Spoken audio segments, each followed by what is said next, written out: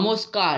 আজকের ভিডিওতে আমরা জানব এমন একজন মহিলার জীবন কাহিনী যিনি শুধু ভারতেই নয় বিশ্বের ইতিহাসে নিজের এক অমিট ছাপ রেখে গিয়েছেন। তিনি হলেন ইন্দিরা গান্ধী, ভারতের প্রথম মহিলা প্রধানমন্ত্রী।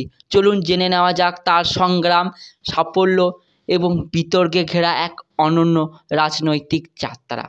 ইন্দিরা গান্ধীর জন্ম হয় 1917 সালের 19শে নভেম্বর উত্তরপ্রদেশের এলাহাবাদে এক প্রভাবশালী রাজনৈতিক পরিবারে। তার পিতা ছিলেন পণ্ডিত জওহরলাল নেহরু, ভারতের প্রথম প্রধানমন্ত্রী। মা কমলা নেহরু ছিলেন একজন স্বাধীনতা সংগ্রামী। ছোটবেলা থেকেই তিনি রাজনৈতিক আন্দোলনের আবহে বড় হন। ইংল্যান্ডে অক্সফোর্ড বিশ্ববিদ্যালয়ে পড়াশোনা করলেও নিজের শিকড় আর দেশের জন্য কিছু করার তীব্র ইচ্ছা তাকে বারবার টেনে আনে ভারতে।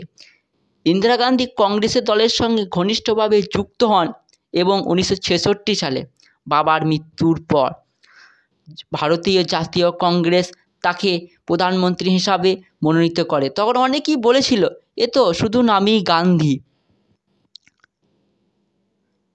ততটাই সাহসী ছিলেন তিনি নিজের কঠিন সিদ্ধান্তের জন্য। 1975 সালে দেশের উপর জরুরি অবস্থা ঘোষণা করেন, যা আজও ভারতীয় গণতন্ত্রের ইতিহাসে একটি বিতর্কিত অধ্যায়। 1984 সালে অপারেশন ব্লু স্টার এর পর কিছু শিখ দেহরক্ষী তার উপর গুলি চালান।